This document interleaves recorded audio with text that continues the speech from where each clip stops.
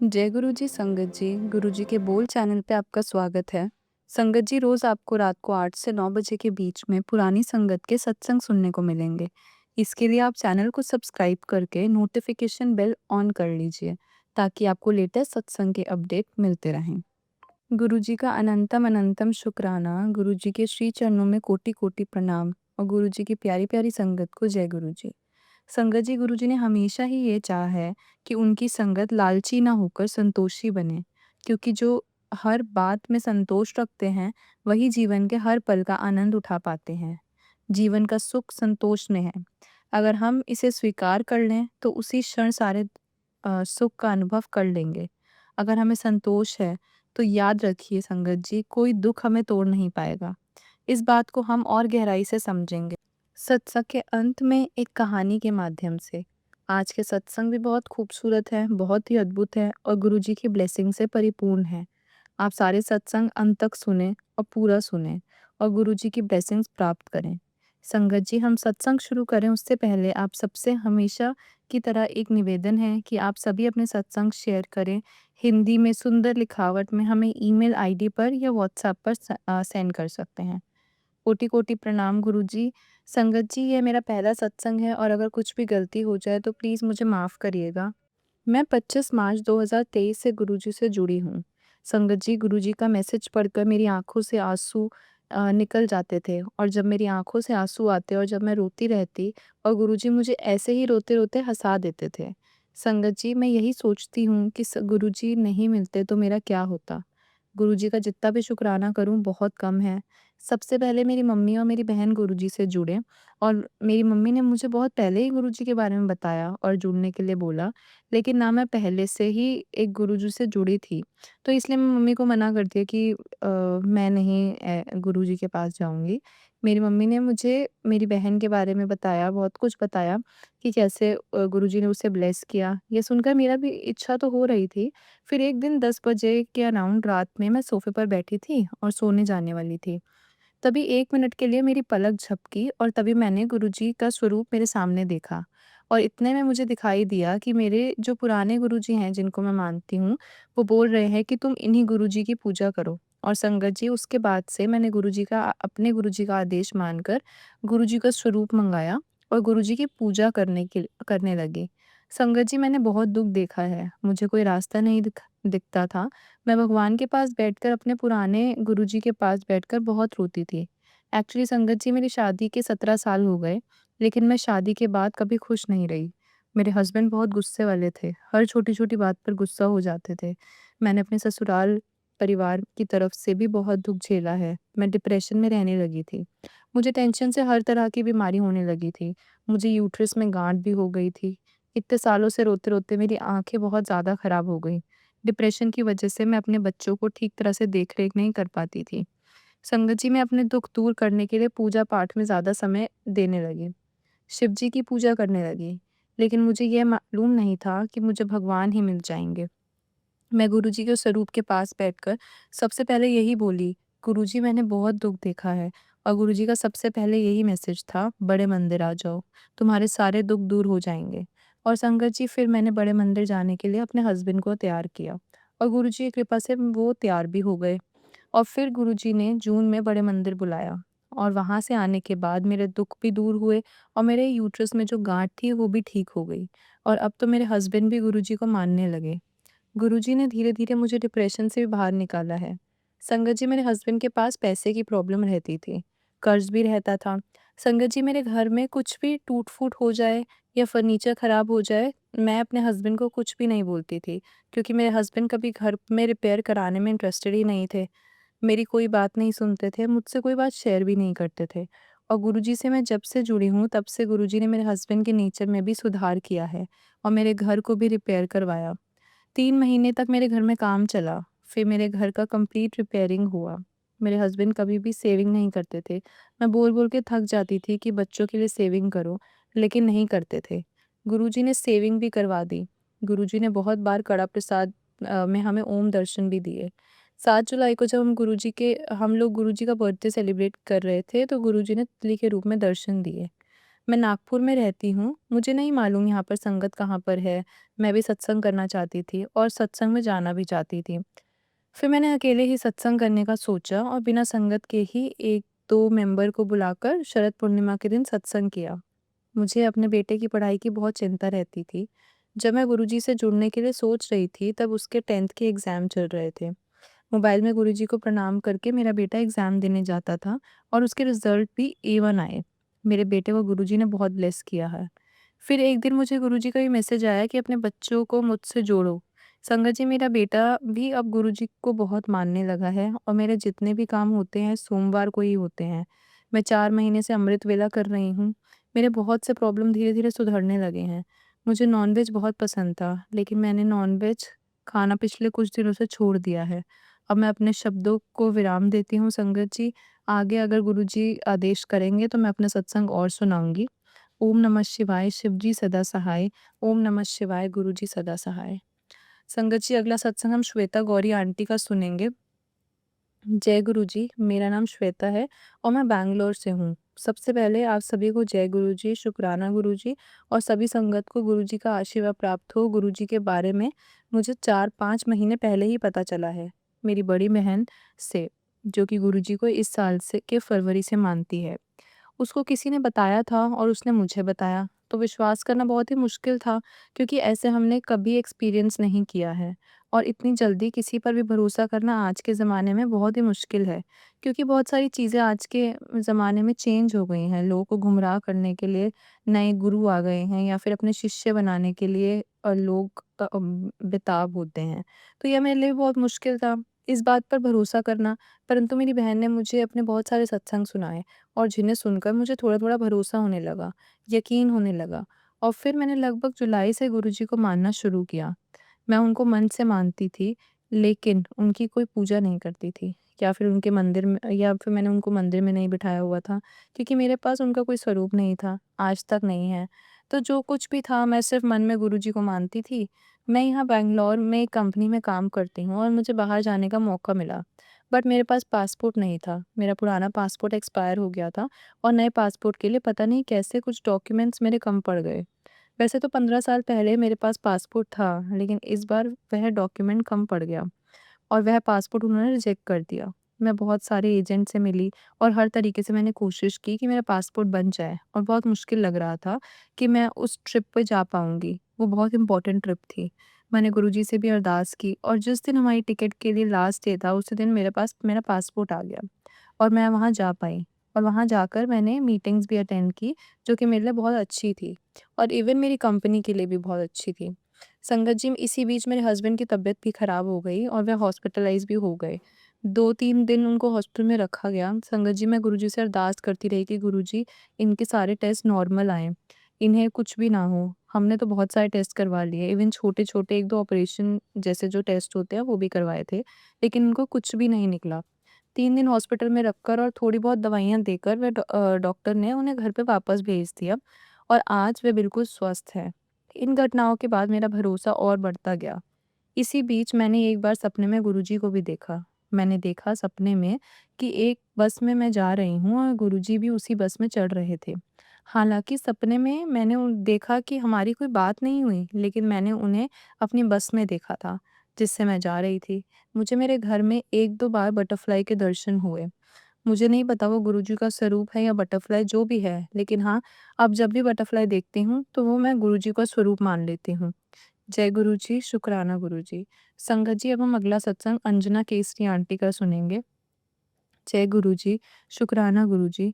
गुरु जी के चरणों में कोटि-कोटि प्रणाम, शत-शत नमन। जय गुरु जी संगत जी। गुरु जी के कई दिनों से मैसेज आ रहे थे कि अपना सत्संग शेयर कर। आज गुरु जी की कृपा से अपना पहला सत्संग शेयर कर रही हूँ। सत्संग शुरू करने से पहले सभी संगत से रिक्वेस्ट है कि वे मेरे साथ मंत्र जाप करें। ओम नमः शिवाय, शिव जी सदा सहाय। ओम नमः शिवाय, गुरु जी सदा सहाय। संगत जी, by profession I am a teacher और यहीं स्कूल से मेरी गुरुजी के साथ जर्नी शुरू हुई। स्कूल में मेरी एक कलीग टीचर ने गुरुजी के बारे में मुझे बताया था। कुछ स्वरूप भी गुरुजी के मुझे दिए पर और व्हाट्सएप पर भी भेजे। मुझे गुरुजी के स्वरूप देखकर बहुत बहुत अच्छा लगा। संगत जी, मेरा बेटा बीमार था, उसे ब्रेन की टीबी हो गई थी हम लोग बहुत परेशान थे। इलाज तो ख़ैर चल ही रहा था, पर ठीक नहीं हो रहा था। मेरी टीचर फ्रेंड ने कहा कि मैम एक बार बड़े मंदिर जाओ, और फिर गुरुजी ने ऐसा जोड़ा कि बहुत बड़ा सत्संग है। मेरा संगत जी, मेरे 2 बेटे हैं, उन्हें लेकर मैं बड़े मंदिर मई 2023 में गई।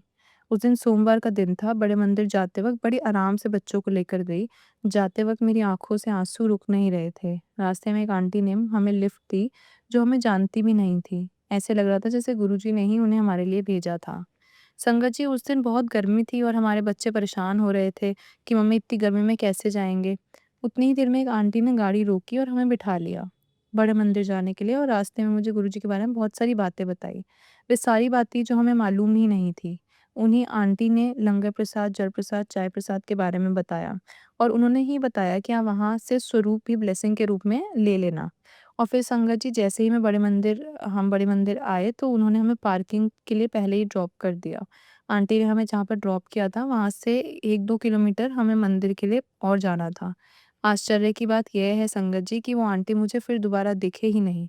मैंने उन दिन मंदिर में भी बहुत ढूँढा, ऐसे लग रहा था जैसे गुरुजी ने हमें वहाँ तक पहुँचाने के लिए उन आंटी को भेजा था। मैं बहुत, बहुत, बहुत धन्यवाद करती हूँ आंटी जी का, गुरुजी का। जब मैं बड़े मंदिर गई संगत जी, मैंने आपको बताया कि मेरी आँखों से आँसू नहीं रुक रहे थे। अंदर जाकर बहुत अच्छा लगा, जल प्रसाद और पकोड़ा प्रसाद हमें मिला, चाय प्रसाद मिला। संगत जी, मुझे अंदर ही अंदर ऐसा लग रहा था कि मैं दोबारा दर्शन करने के लिए अंदर जाऊँ।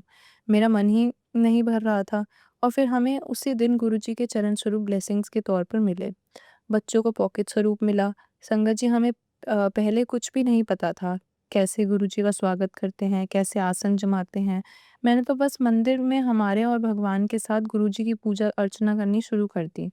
और संगत जी, उसके बाद हम जब बड़े मंदिर से दर्शन करके आ गए, फिर एक दिन मैं अपने बेटे को हॉस्पिटल लेकर गई। उस डॉक्टर को दिखाया, डॉक्टर ने एमआरआई रिपोर्ट की, और फिर जब डॉक्टर ने रिपोर्ट देखी, तो हमें कहा कि इसकी रिपोर्ट के अनुसार इसकी बीमारी के ठीक होने के सिम्पटम्स नज़र आ रहे हैं। और फिर डॉक्टर ने कहा कि इसकी दवाइयाँ कुछ और दिन चलाएँगे, और फिर धीरे-धीरे इसकी दवाइयाँ भी कम होती चली गई। संगत जी, हमारे लिए बहुत बड़ा सत्संग है। आप समझ सकते हैं कि मेरे बेटे की बीमारी कितनी बड़ी थी। गुरुजी की ब्लेसिंग से वह ठीक हो गया। गुरुजी ने हमें बहुत, बहुत बड़ी ब्लेसिंग दी है। जय गुरुजी, शुकराना गुरुजी, लख-लख शुकराना। मेरे घर में, मेरे परिवार में बहुत कुछ गुरुजी, बहुत लोग, बहुत कुछ गुरुजी से जुड़ने पर धीरे-धीरे ठीक होने लगा। और फिर हम जल्दी ही गुरुजी के आशीर्वाद से दोबारा बड़े मंदिर गए। तब तक मेरे हस्बैंड गुरुजी से जुड़े नहीं थे, और तीसरी बार हम सब मिलकर के बड़े मंदिर गए। कैब से गए थे और कैब से ही आए। जो कुछ भी हो रहा था, सब गुरुजी की कृपा से हो रहा था। गुरुजी अपनी संगत को सारा इंतज़ाम करके रखते हैं। हमें कुछ भी तकलीफ़ नहीं हुई। इस बात का गुरुजी ने हमारा बिल्कुल अच्छे से ख़्याल रखा, और बिना किसी तकलीफ़ के हम बड़े मंदिर आए और वहाँ से घर भी आए। संगत जी, वही बड़े मंदिर में ही हमें किसी सेवादार अंकल ने बताया कि आप मिल जाएँगे, अगर आप गुरुजी से जुड़ना चाहते हैं, तो आप गुरुजी के सत्संग सुनें। और अब मैं गुरुजी के सत्संग सुने बगैर सो ही नहीं सकती थी। संगत जी, गुरुजी ने मेरी लाइफ़ में बहुत ब्लेस किया है। ऐसे ही जहाँ हम पहले रह रहे थे, वो वाला मकान बिक नहीं रहा था, और उसका हमें सही रेट भी नहीं मिल पा रहा था।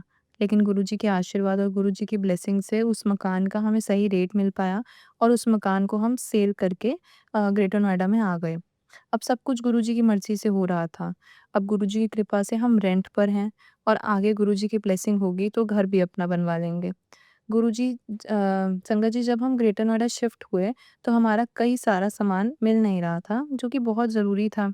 गुरुजी की ब्लेसिंग से, गुरुजी के आशीर्वाद से वह सामान भी हमें मिल गया।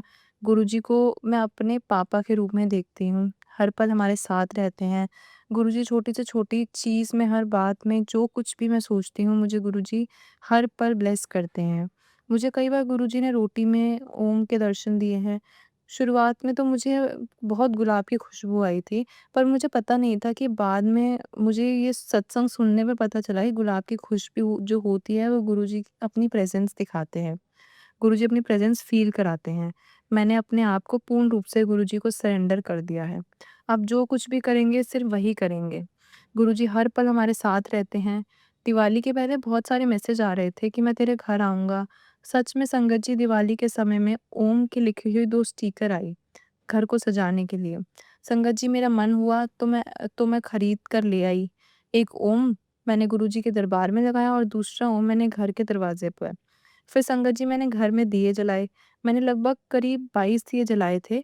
जब मैंने सारे दिए जलाए तो संगत जी 2 दियों की जो बाती थी उसमें पूरी तरह से ओम के दर्शन दिखाई दिए और उनके दर्शन करके मैं तो अपने आप को धन्य ही मान रही थी। वो दिया किचन में जल रहा था और उस दिए की मैंने फ़ोटो भी खींच के रखी है। संगत जी और मैंने बहुत ही सँभाल कर उस दिए को भी रखा हुआ है। बस यही चाहती हूँ कि गुरुजी की कृपा हम पर ऐसे ही बरसती रहे, हमें ऐसी ही मिलती रहे। यही चाहती हूँ कि गुरुजी सारी संगत पर अपनी कृपा बरसाते रहें। गुरुजी अपने बच्चों को, अपने भक्त को कैसे दर्शन देते हैं, यह तो उनकी खुद की ब्लेसिंग है। संगत जी वैसे तो मेरे बहुत और भी छोटे-छोटे बहुत सत्संग हैं। मैं बहुत ही जल्द अपना दूसरा सत्संग शेयर करूँगी। अपनी वाणी को भी विराम देती हूँ गुरुजी के मंत्र जाप के साथ। ओम नमः शिवाय, शिवजी सदा सहाय। ओम नमः शिवाय, गुरुजी सदा सहाय। संगत जी मेरे सत्संग शेयर करने में, बोलने में कुछ भी गलती हो गई हो तो प्लीज़ आप सब मुझे माफ़ करिएगा। संगत जी हमेशा की तरह हम अपने सत्संग का अंत एक बहुत ही खूबसूरत कहानी से करेंगे। कहानी इस प्रकार है कि एक महान संत हुआ करते थे, जो अपना स्वयं का आश्रम बनाना चाहते थे, जिसके लिए वह कई लोगों से मुलाकात करते थे। एक जगह से दूसरी जगह यात्रा के लिए जाना पड़ता था। इसी यात्रा के दौरान उनकी मुलाकात एक साधारण सी कन्या विदुषी से हुई। विदुषी ने उनका स्वागत किया और संत से कुछ समय कुटिया में रुककर आराम करने की याचना की। संत उसके मीठे व्यवहार से प्रसन्न हुए और उन्होंने उसका आग्रह स्वीकार किया। विदुषी ने संत को अपने हाथों से बना हुआ स्वादिष्ट भोजन कराया और उनको विश्राम करने के लिए खटिया पर एक दरी बिछा दी और खुद फर्स्ट टाट पर बिछाकर सो गई। विदुषी को सोते ही नींद आ गई। उसके चेहरे के भाव से पता चल रहा था कि वो बहुत सुखद नींद ले रही है और उधर संत को खाट पर नींद नहीं आ रही थी। उन्हें मोटे नरम गद्दे की आदत थी, जो उन्हें दान में मिला था। वह रात भर विदुषी को सोच रहे थे कि वे कैसे इस कठोर ज़मीन पर इतने चैन से सो रही है। दूसरे दिन सवेरे होते ही संत ने विदुषी से पूछा कि तुम कैसे इस कठोर धरा पर इतनी चैन से सो रही थी? तब उसने बड़ी सरलता से उत्तर दिया कि हे गुरुदेव, मेरे लिए मेरी छोटी सी कुटिया एक महल के समान है। वो महल के समान भव्य है। इसमें मेरे श्रम की महक है। अगर मुझे एक समय भी भोजन मिलता है, तो मैं खुद को भाग्यशाली मानती हूँ। जब दिन भर के कार्य के बाद मैं इस धरा पर सोती हूँ, तो मुझे माँ की गोद का आत्मीय एहसास होता है। मैं दिन भर के अपने सत्कर्मों का विचार करते हुए चैन की नींद सो जाती हूँ। मुझे एहसास भी नहीं होता कि मैं इस कठोर धरा पर हूँ। यह सब कुछ सुनकर संत जाने लगे। तब विदुषी ने पूछा, हे गुरुवर, क्या मैं भी आपके साथ आश्रम के लिए धन एकत्रित करने चल सकती हूँ? तब संत ने विनम्रता से उत्तर दिया, बालिका, तुमने जो मुझे आज ज्ञान दिया है, उससे मुझे पता चला है कि चित्त का सुख कहाँ है। अब मुझे किसी आश्रम की इच्छा नहीं रह गई है। यह कहकर संत वापस अपने देश लौट गए और एकत्र किया धन उन्होंने गरीबों में बांट दिया और स्वयं एक कुटिया बनाकर रहने लगे। संगत जी, इस कहानी से हमें यह शिक्षा मिलती है कि आत्मशक्ति एवं संतोष ही सुख जीवन का रहस्य है। जब तक इंसान को संतोष नहीं मिलता, वह जीवन की मोह माया में फंसा ही रहता है और जो इस मोह माया में फंसा रहता है वह उसे कभी चैन मिलता ही नहीं है। इसलिए संगत जी, हमारे पास जो कुछ है हमें उसमें संतोष करके गुरु जी के श्री चरणों में ध्यान लगाना चाहिए। यही जीवन का रहस्य है। जय गुरु जी, शुक्राना गुरु जी।